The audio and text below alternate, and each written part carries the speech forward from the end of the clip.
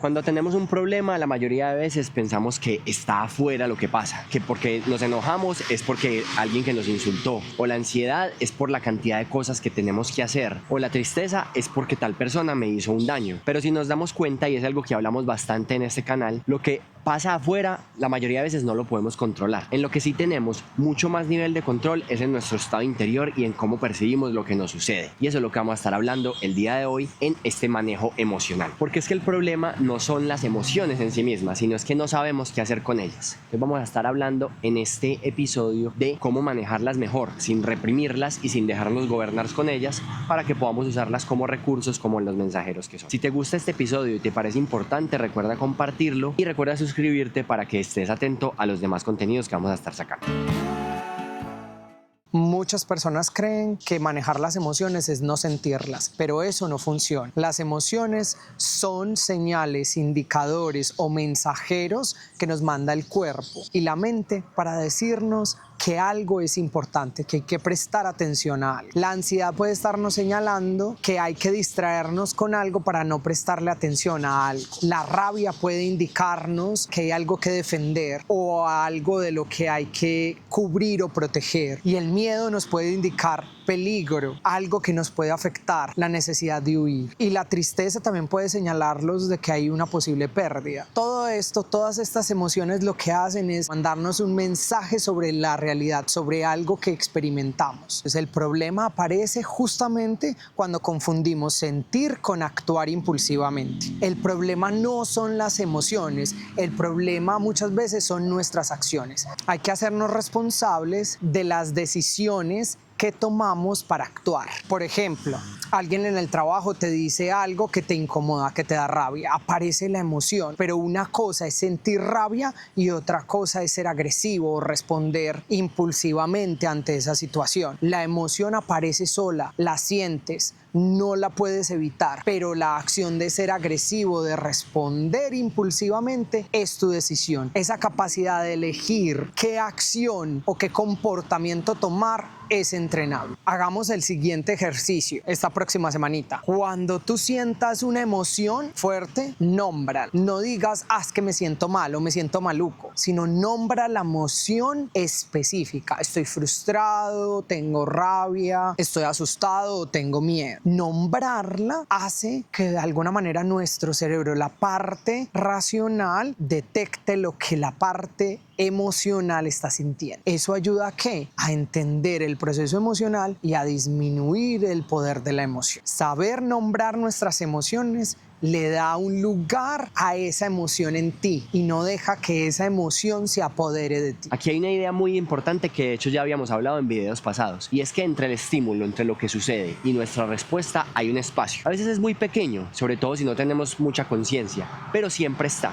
Y eso es lo que vamos a tratar de entrenar para empezar a desarrollar nuestra verdadera libertad. Si quieres profundizar en ese tema de la libertad, acá te dejamos el link para que veas ese video completo. Porque imagínate estas situaciones que nos suceden todo el tiempo. Llega un mensaje que te incomoda y sientes el deseo de responder ahí mismo con la rabia que te generó. O te ofrecen algo que te gusta, lo viste por ahí, te dieron ganas y no eres capaz de controlarte sabiendo que de pronto te hace daño ese alimento. O simplemente no eres capaz de levantarte a la hora que debes levantarte y sigues aplazando la alarma. Acá la cuestión es que podamos ampliar unos segundos esa respuesta y darte cuenta de la cantidad de libertad y de opciones que tienes para actuar ante ese mismo estímulo. Y ojo que aquí no se trata de volverse frío, de volverse insensible y nada por el estilo, sino se trata de ser consciente de lo que sientes y de responder de acuerdo a lo que tú consideras adecuado y correcto, no simplemente a lo que sucede o a lo que la sociedad a veces considera correcto, que porque me hacen algo injusto tengo que reaccionar con violencia, o porque me hacen algún daño tengo que sentirme triste y ya. Se trata de responder de acuerdo a lo que tú consideras valioso. Y aquí viene una aplicación práctica para que la puedas llevar a cabo. La próxima vez que sientes una emoción y que sientas el impulso de actuar de una, vas a pausar unos 10 segundos, a dar una respiración profunda y a preguntarte cómo quiero responder a esto. No siempre va a ser fácil, no siempre va a ser igual, no siempre vas a tener la capacidad de hacerlo,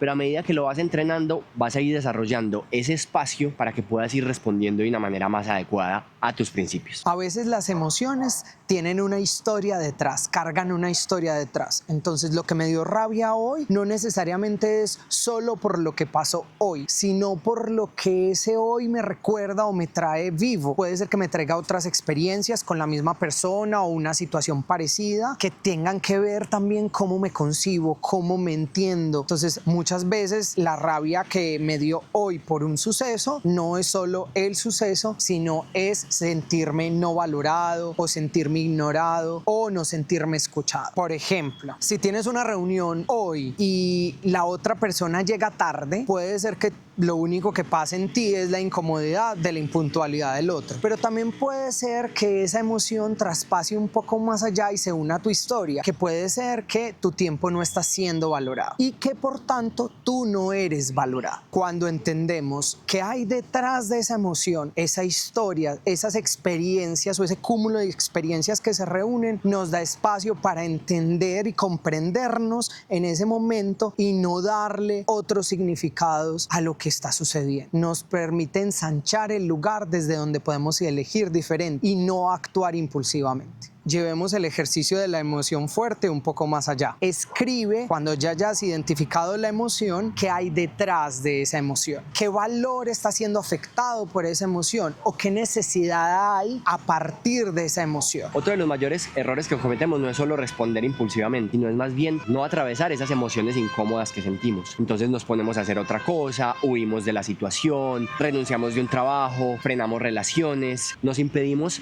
atravesar la emoción que implica algunas cosas que son incómodas, que son desagradables, por ejemplo aprender algo nuevo o sostener una conversación incómoda con alguien o algo que nos genera miedo, y lo que hacemos es apagarla de alguna manera, ya sea nuevamente como hablaba al principio, huyendo o utilizando una estrategia como un mecanismo de defensa para no sentirla necesariamente. Entonces puede ser comer, usar redes sociales, ver series, algo que nos impida sentir esa emoción que se siente muy desagradable. Acá la cuestión es que las emociones en su mayoría de veces no van a irse simplemente por dejarlas ir, sino que necesitan ser atravesadas. La frustración necesita que pasemos sobre ella para ser capaces de tener nuevas habilidades y capacidades. La tristeza necesita que la atravesemos para que podamos saber qué es lo que nos duele, qué es lo que nos cuesta y podamos fortalecernos en ese proceso. La rabia también necesitamos atravesarlas para saber qué es lo que valoramos y cómo estamos dispuestos también a defenderlos y a hacerlo valer, poniendo límites en relaciones o en interacciones para que no nos sobrepasen. Lo importante es no quedarnos ahí en la emoción, sino saber lo que nos están diciendo y, como veníamos hablando en todo el video, decidir cómo queremos actuar. En ese deseo de huir de esa sensación incómoda y desagradable, terminamos quebrando relaciones, dejamos habilidades o hobbies o actividades que nos gustan incompletas, salimos de un trabajo simplemente porque sí, o nos vamos de situaciones que de pronto nos iban a hacer mucho bien simplemente por esa emoción difícil. Aprender a escucharnos y atravesar las emociones permite que cumplan la función con la que vinieron, que es darnos un mensaje y simplemente sentirlas. Y ahí para allá ellas se van a ir deshaciendo solitas. Las personas que aprenden a atravesar estas sensaciones incómodas, estas emociones y a recibir sus mensajes,